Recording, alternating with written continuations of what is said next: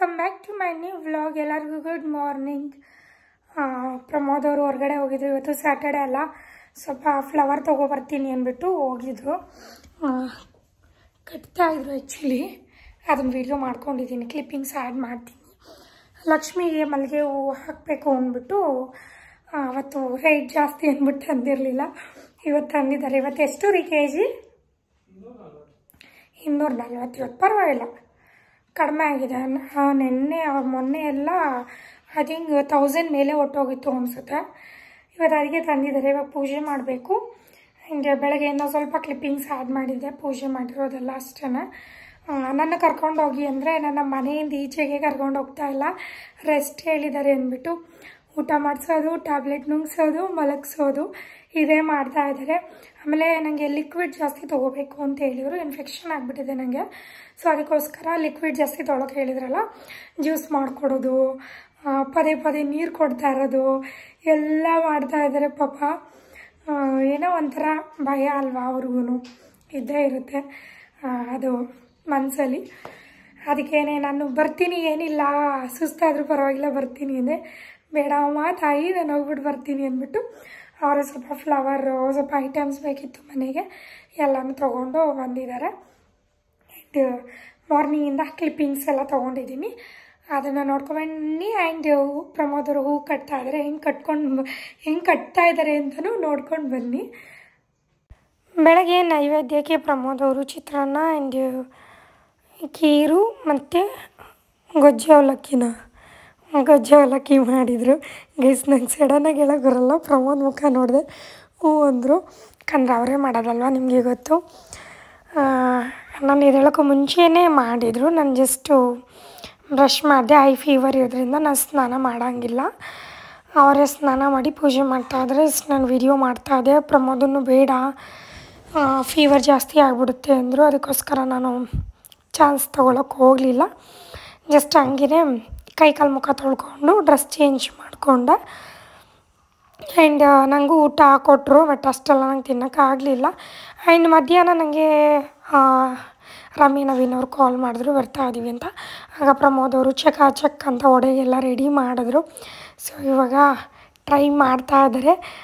ಒಂದು 6 ಏನೋ ಬೇಯಿಸಿದ್ರು. ಆಮೇಲೆ ನಾವು ಎತ್ತಿಟ್ಬಿಟ್ವಿ ಅವ್ರಿಗೆ ಅಂತ ಮಾಡಿದ್ಮೇಲೆ. ಸೊ ಅದು ಎತ್ತಿಡಲೇಬೇಕು. ಅದಕ್ಕೇ ಒಂದು 6 ಬೇಯಿಸ್ಬಿಟ್ಟು ಎತ್ತಿಟ್ಬಿಟ್ರು. ಅದು ಅಷ್ಟೇ ಸ್ಮೆಲ್ ಬಂದುಬಿಡ್ತಲ್ಲ ನಂಗೆ ವಡೆ, ಇನ್ನೇನು ಅದನ್ನು ನೋಡಿದ್ರೆ ಇನ್ನೂ ಆಗಲ್ಲ, ಆ ಥರ ಆಗಿಬಿಡುತ್ತೆ. ಸೊ ಅದಕ್ಕೆ ನಮ್ಮ ಮನೇಲಿ ಏನೂ ಸ್ಪೆಷಲ್ ಮಾಡಲ್ಲ ಗೈಸ್. ನಾನು ಮಲಗಿದಾಗ ಮಾತ್ರ ಮಾಡ್ತಾರೆ, ನಾನು ಎದ್ದಿದಾಗಂತೂ ಏನೂ ಸ್ಪೆಷಲ್ ಮಾಡಲ್ಲ ನಮ್ಮ ಮನೇಲಿ. ಒಂದು ಅನ್ನ ಸಾರು ಕೂಡ ಮಾಡಲ್ಲ. ಸ್ಮೆಲ್ ಬಂತು ಅಂದರೆ ಮುಗಿತಿನ್ನ ನಾನು ಊಟ ಮಾಡಲ್ಲ. ಆ ಸ್ಮೆಲ್ ಇರಬಾರ್ದು, ಆದರೆ ಮಾತ್ರ ಮಾಡೋದು. ಸೊ ಚೆನ್ನಾಗಿ ಬಂತು, ಸದ್ಯ ಚೆನ್ನಾಗಿ ಬರ್ತಿದೆ. ಅವರು ತಿನ್ಬಿಟ್ಟು ಚೆನ್ನಾಗಿದೆ ಅಂದರೆ ಸಾಕು ಅಂತ ಅನ್ನಿಸ್ತಾಯಿತ್ತು. ಆ್ಯಂಡ್ ಅದಾದಮೇಲೆ ಪ್ರಮೋದ್ ಅವ್ರು ಇವಾಗ ನೋಡಿ ಹೂ ಕಟ್ತಾ ಇದ್ದಾರೆ. ದೇವ್ರಿಗೆ ಆಮೇಲೆ ಕಟ್ಕೊಳ್ಳೋಣ, ಇವಾಗ ರಮ್ಯ ಅವ್ರು ಬರ್ತಿದ್ದಾರಲ್ಲ, ಕುಂಕುಮ ಒಂದು ಸ್ವಲ್ಪ ಕಟ್ಟಿಬಿಡಿ ಅಂತ ಅಂದೆ. ಅದಕ್ಕೆ ಕಟ್ತಾಯಿದ್ರು. ನನಗೆ ಮಲ್ಲಿಗೆ ಹೂ ಕಟ್ಟಕ್ಕೆ ಬರೋಲ್ಲ.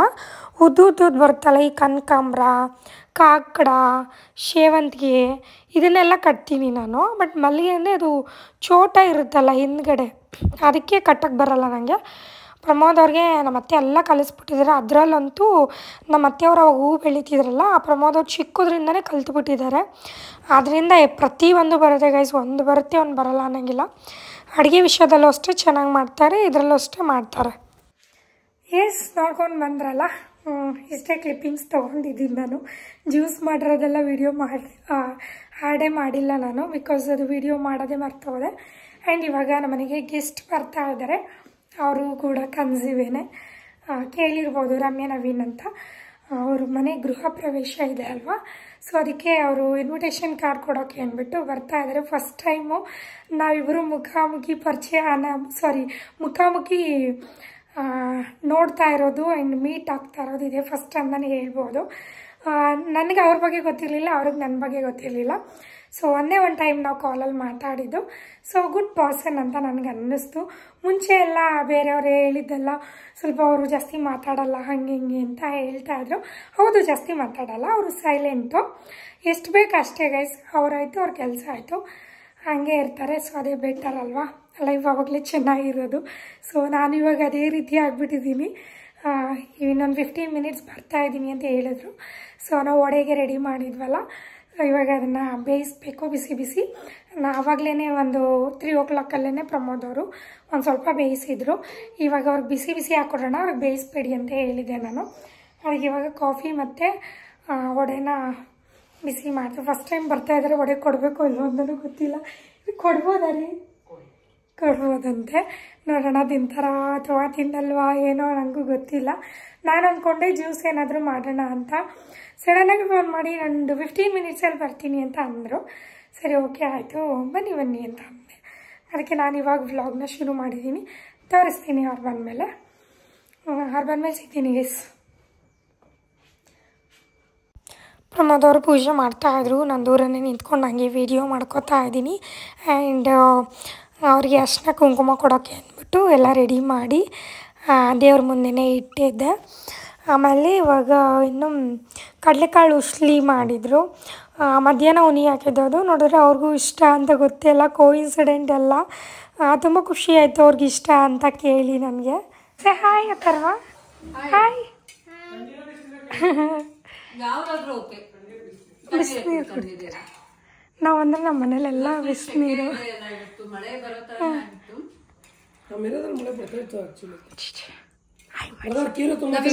ಭೂಮಿಕಾ ಮನೆಗೆ ಬಂದಿದ್ದೀವಿ. ನಾನು ಹೇಳ್ತಾ ಇದ್ದೆ ನೋಡಿ ರಮ್ಯಾ ನವೀನ್ ಅಂತ ಅಂದ್ಬಿಟ್ಟು ವಡೆ ಮಾಡಿದ್ದಾರೆ. ಉಸ್ಲಿ ನನ್ನ ಫೇವ್ರೆಟ್ ಆಕ್ಚುಲಿ, ತುಂಬಾ ಇಷ್ಟ ನನಗೆ. ನೋಡಿ ಅದವ್ರಿಗೆ ಸಿಕ್ಸ್ತ್ ಸೆನ್ಸ್. ಅದು ಮಾಡಬೇಕು ಅಂತನಿಲ್ಲ, ಏನೋ ಮಾಡ್ಬಿಟ್ಟಿದ್ದಾರೆ. ಅದು ಮಧ್ಯಾಹ್ನ ಏನೋ ಉನಿ ಹಾಕಿದ್ದಾರೆ. ವಿಶೇಷತೆ ಏನು ಅಂದ್ರೆ ಬ್ರದರ್ ಮಾಡಿರೋದು. ಮಾಡೇ ಇರ್ಲಿಲ್ಲ ನಾನು, ಸಕ್ಕತ್ತಾಗಿ ಮಾಡಿದ್ದಾರೆ. ನಮ್ಮಂಗೆ ಹೇಳ್ದೆ ರಮ್ಯಾ ನವೀನ್ ಅವ್ರು ಬರ್ತಾ ಇದ್ದಾರೆ ಅಂತ. ಯಾರು ಅಂದ್ರು ಅವಾಗ ಪೊಲೀಸ್ ಅಂದ್ರೆ ಅರ್ಥ ಆಗುತ್ತೆ ಅವರಿಗೆ. ನಮ್ಮ ಡ್ಯಾಡಿಗೆಲ್ಲ ಗೊತ್ತಂತೆ. ನಿಮ್ಮ ಡ್ಯಾಡಿ ಹಾಂ ಮಂಜ ಅಂತನಲ್ಲ. ಮಿಸ್ ಮಾಡಿದೆ 28ಕ್ಕೆ ಮಿಸ್ ಮಾಡಿದೆ. 3 ಜನನು ಬರ್ಬೇಕು. ಖಂಡಿತ ಬರ್ತೀವಿ. ಚೆನ್ನಾಗಿದೆ ಸೈಕಲ್. ಇಲ್ಲೇ ಇರ್ತೀಯ ಅಥರ್ವ ನೀನು? ಇಲ್ಲೇ ಇರ್ತೀಯ? ಕುಂಕುಮ ಕೊಡ್ತೀನಿ ನಾನು. ಇಲ್ಲೇ ಇರ್ತೀಯಾ? ಆಯ್ತು ಇಲ್ಲೇ ಇರೋ, ಆಟ ಆಡ್ಕೊಂಡು. ನಮ್ಮ ಅಪ್ಪು ಈ ವಿಡಿಯೋ ನೋಡಿದಾಗ ಕೇಳ್ತಾರೆ, ಪಾಪು ಯಾಕೆ ಕಳ್ಸಿದ್ಯಾ, ಮನೇಲೆ ಇರ್ಸ್ಕೋಬೇಕಿತ್ತು ನೀನು ಅಂತ.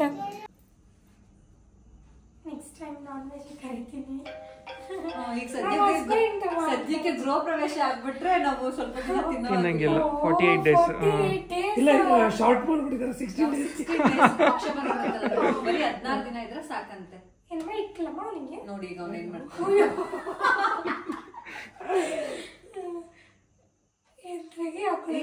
ತಾಳಿ ಅನ್ಕೊಟ್ಟಿದ್ದ.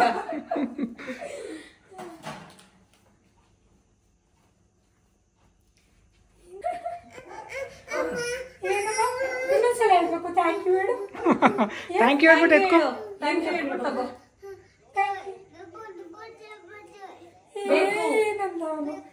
ಬೇಕಾ? ಆಯ್ತು ತಗೊಂಡೋಗ್ತೀಯಾ? ನೋಡಿ ಥ್ಯಾಂಕ್ ಯು. ಎಷ್ಟು ಚೆನ್ನಾಗಿ ಅಥರ್ವ ನಿನ್ ಮನೆ ಮ್ಯಾಜಿಕ್ ಇದೆಯಲ್ಲ ಇದೆ ಅಲ್ವಾ ಇವನ ಹತ್ರನು? ನನಗಂತೂ ನಿಜವಾಗ್ಲೂ ಇದು ಒರಿಜಿನಲ್ ವಾಯ್ಸ್ ಹಾಕೋಕ್ಕೇ ಸಿಕ್ಕಾಪಟ್ಟೆ ಬೇಜಾರಾಗ್ತಾ ಇತ್ತು. ಯಾಕಂದರೆ ಅಥರ್ವ ಅಳ್ತಾ ಇದ್ದ ಅದು ಕಾರ್ ಬೇಕು ಅಂತ. ಸೊ ಅದು ಆಲ್ರೆಡಿ ಒಂಥರ ಕೆಟ್ಟೋಗಿದೆ, ಕೊರ ಕೊರ ಅಂತ ಸೌಂಡ್ ಬರುತ್ತೆ ಅಂದ್ಬಿಟ್ಟು ನಾನು ಅದನ್ನು ಕೊಡೋಕೆ ಹೋಗಲಿಲ್ಲ. ಹೊಸದೇ ತೊಗೊಳೋಣ ಅನ್ನೋ ಪ್ಲ್ಯಾನಲ್ಲಿ. ಆ್ಯಂಡ್ ಅವ್ರು ಏನಿಲ್ಲ ಬಿಡಿ ಸಮಾಧಾನ ಆಗ್ತಾನೆ ಅಂತ ಹೇಳ್ತಾಯಿದ್ರು. ಆದರೆ ನನಗೇನೋ ಒಂಥರ ಬೇಜಾರು. ಅಪ್ಪು ಆ ಥರ ಹಠ ಮಾಡಿದಾಗ ನಾವು ಕೊಡಿಸ್ಬಿಡ್ತೀವಿ. ಅವ್ರ ಮನೇಲೂ ಇದೆ, ಬಟ್ ಅಂದರೆ ಮಕ್ಳುಗಳೇನೆಂದರೆ ಅವ್ರ ಮನೇಲಿರೋದೇ ಒಂಥರ, ಇದಕ್ಕೆ ಬೇರೆ ಥರ ಸಿಮಿಲರ್ ಇರುತ್ತೆ, ಬಟ್ ಇದೇ ಬೇರೆ ಥರ ಇರುತ್ತಲ್ಲ, ಅದರಿಂದ ಹಂಗೆ ಅಳ್ತಾ ಇರ್ತಾರೆ ಅಷ್ಟೇ. ಗೈಸ್ ಇಷ್ಟೊತ್ತು ನಾವು ಮಾತುಕತೆ ಆಡ್ಕೊಂಡು ಕೂತಿದ್ವಿ. ಆ್ಯಂಡ್ ಆ್ಯಕ್ಚುಲಿ ಖುಷಿ ಆಯಿತು. ಮನ್ಸು ಬಿಚ್ಚಿ ಮಾತಾಡಿದ್ವಿ ಅಂತಲೇ ಹೇಳ್ಬೋದು ಇವತ್ತು. ಆ್ಯಂಡ್ ಏನು 1 hour ಇದ್ರೆ ಅಷ್ಟೇ, 1 hour ಅಷ್ಟೇ ಗೈಸ್. ಜಾಸ್ತಿ ಹೊತ್ತಿದ್ರೆ ಇನ್ನೂ ಮಾತಾಡ್ಬೋದಿತ್ತು. ಖುಷಿ ಆಯಿತು ಬಂದಿದ್ದು. ಸಿಸ್ಟರ್ ನೀವು, ಯಾಕಂದರೆ ಸಿಸ್ಟರನ್ನು ನಮ್ಗಿಂತ ದೊಡ್ಡವರು, ಅದಕ್ಕೆ ಸಿಸ್ಟರ್ ಅಂತ ಅಂತೀನಿ ನಾನು. ಪಾಪ ಆ ಥರ ಒಂದು ಸಿಕ್ಕಾಪಟ್ಟೆ ಹೇಳ್ತಾ ಇದೆ ಗೈಸ್. ನಿಜವಾಗ್ಲೂ ಬೇಜಾರಾಯಿತು. ನೆಕ್ಸ್ಟ್ ಟೈಮ್ ಅವ್ರ ಮನೆಗೆ ಹೋದಾಗ ನಾನು ಸೇಮ್ ಹುಡ್ಕೊಂಡು ಗಿಫ್ಟ್ ಕೊಡಬೇಕು ಅಂತ ಡಿಸೈಡ್ ಆಗಿಬಿಟ್ಟಿದ್ದೀವಿ. ಯಾಕಂದ್ರೆ ಅಷ್ಟು ಅಳ್ತಾ ಇದ್ದಾವೆ, ಎಷ್ಟು ತುಕ್ಕಡಿಸ್ಕೊಂಡು ಅಳ್ತಾ ಇದ್ದ ಅಂದರೆ ಅವನು. ಬಿಕಾಸ್ ಇದು ಹಳೇದು ಕೊಡೋಕೆ ನಮಗೂ ಬೇಜಾರು. ಅದರಿಂದ ನಾನು ಹಳೇದು ಏನೋ ಒಂಥರ ನಮಗೇನೆ ಅದು ಕೊಡೋಕ್ಕೆ. ನೆಕ್ಸ್ಟ್ ಟೈಮ್ ಅವ್ರ ಮನೆಗೆ ಹೋದಾಗ ತಗೊಂಡು ಹೋಗ್ತೀವಿ ಪಾಪುಗೆ. ಪ್ರಮೋದ್ ಅವರು ಹೂ ಕಟ್ಟಕ್ಕೆ ಶುರು ಮಾಡ್ಕೊಂಡಿದ್ದಾರೆ ಆಲ್ರೆಡಿ. ಅಯ್ಯೋ ಡ್ರೈ ಫ್ರೂಟ್ಸೇ ತೊಗೊಂಡೋಗ್ಲಿಲ್ಲ, ಮತ್ತೆ ಟೈಮೇ ಸಾಕಾಗಲಿಲ್ಲ ಗೈಸ್. ಮಾತಾಡ್ಕೊಂಡು ಫುಲ್ ಒಂಥರ ಎಷ್ಟೋ ವರ್ಷದಿಂದ ಗೊತ್ತು ಅನ್ನಿಸ್ತೇ ಮಾತಾಡಿದ್ವಿ ಅಂತಲೇ ಹೇಳ್ಬೋದು. ಖುಷಿ ಆಯಿತು. ಥ್ಯಾಂಕ್ ಯು ಬಂದಿದ್ದಕ್ಕೆ. ಅವ್ರು ಬಂದಿದ್ದು ಗೃಹ ಪ್ರವೇಶ ಕೇಳೋಕ್ಕಲ್ಲ, ಮಿಸ್ ಮಾಡಲ್ಲ, ಖಂಡಿತ ಹೋಗ್ತೀವಿ ನಾವು. ಆ್ಯಂಡ್ ಇವಾಗ ಪ್ರಮೋದಕ್ಕೆ ಹೇಳ್ತಾ ಇದ್ದೀನಿ ನಾನು, ನನಗೆ ಚಿತ್ರಾನ್ನ ಮಾಡಿಕೊಡಿ ಅಂತ. ಮಾಡಿಕೊಡ್ತೀರ? ಚಿತ್ರಾನ್ನ ಗೈಸ್ ಬೆಳಗ್ಗೆ ಮಾಡಿದ್ರು, ಎಷ್ಟು ಕೊಟ್ಟಿದ್ರು. ಒಳ್ಳೆ ನಾಯಿಗೆ ಊಟ ಹಾಕ್ತಾರಲ್ಲ ಹಂಗೆ ಕೊಟ್ಟಿದ್ರು. 2 ವೆರೈಟಿ ಆಗಿಬಿಟ್ರೆ ನನಗೆ ತಿನ್ನಬೇಕು ಅಂತ ಅನಿಸಿತ್ತು ಆ್ಯಕ್ಚುಲಿ. ನಾನು ಹಂಗೂ ತಿನ್ನೋವರೆಗೂ ಹೇಳಲಿಲ್ಲ. ನಾನು ತಿಂದಾದ್ಮೇಲೆ ಏನು ಇಷ್ಟ ಹಾಕ್ಕೊಟ್ಟಿದ್ದೆ ನೀನು ಅಂದ್ಕೊಂಡು ಹೇಳ್ತಾ ಇದ್ದೆ. ಯಾಕಂದರೆ ಅದೆಲ್ಲ ಜಾಸ್ತಿ ಹಾಕಿದ್ರಲ್ಲ, ಅದರಿಂದ ಚಿತ್ರಾನ್ನ ಜಾಸ್ತಿ ಮಾಡಿರಲಿಲ್ಲ. ಇವಾಗ ಹೇಳ್ತಾ ಇದ್ದೀನಿ ನಂಗೆ ಚಿತ್ರಾನ್ನ ಬೇಕು, ಮಾಡಿಕೊಡಿ ಅಂತ. ನೋಡೋಣ ಮಾಡಿಕೊಡ್ತಾರಾ, ಏನು ಮಾಡ್ತಾರೆ ಅಂತ ನೋಡೋಣ. 7:30 ಈಗ ಮಾಡಿಕೊಟ್ರೆ ಗೈಸ್ ಹೇಳ್ತೀನಿ, ಇಲ್ಲಾಂದರೆ ಹೋಗಿದ್ದೀನಿ ಗೈಸ್ ಅಷ್ಟು. ಬಯಸ್ಕತ್ಯಾ? ಮಾಡಿಕೊಡ್ತೀಯಾ? ಮಾಡು ನೀನು ಪ್ಲೀಸ್. ಹೋಗಿಲ್ಲ ಮತ್ತೆ ಅಲ್ಲ ಮಾಡ್ತೀನಿ.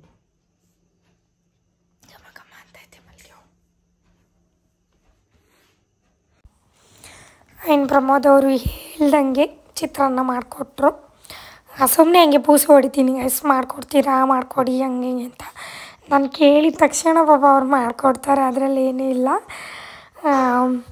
ಇವಾಗ ನಾವು ಕನ್ಸೀವ್ ಇರೋದ್ರಿಂದ ಮನೇಲಿ ಏನೇ ಕೇಳಿದ್ರು ಆರೈಕೆ ಮಾಡೇ ಮಾಡ್ತಾರೆ.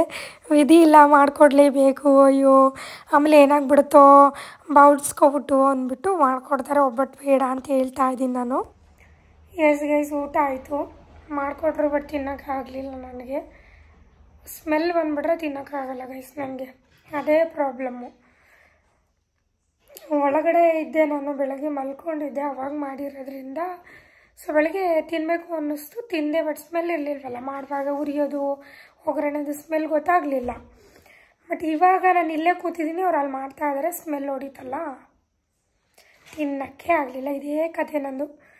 ಇದರಿಂದನೇ ನನಗೆ ಅರ್ಧ ಸುಸ್ತು ಎಲ್ಲ ಜಾಸ್ತಿ ಆಗೋದು. ಏನು ಮಾಡೋಕ್ಕಾಗಲ್ಲ. ಒಂದು ಸ್ವಲ್ಪ ಜ್ಯೂಸು ಫ್ರೂಟ್ಸು ತಿಂದ್ಕೊಂಡು ಮಲ್ಕೋತೀನಿ ಟ್ಯಾಬ್ಲೆಟ್ ನುಂಗ್ಬಿಟ್ಟು. ಆ್ಯಂಡ್ ಈ ವಿಡಿಯೋನ ಇಲ್ಲಿಗೆ ಏನು ಮಾಡ್ತಾಯಿದ್ದೀನಿ. ಐ ಹೋಪ್ ಈ ವಿಡಿಯೋ ನಿಮಗೆಲ್ಲರಿಗೂ ಇಷ್ಟ ಆಗಿರುತ್ತೆ ಅಂತ. ಇಷ್ಟ ಆಗಿದೆ ಲೈಕ್, ಶೇರ್, ಕಮೆಂಟ್ನ ಮಾಡಿ.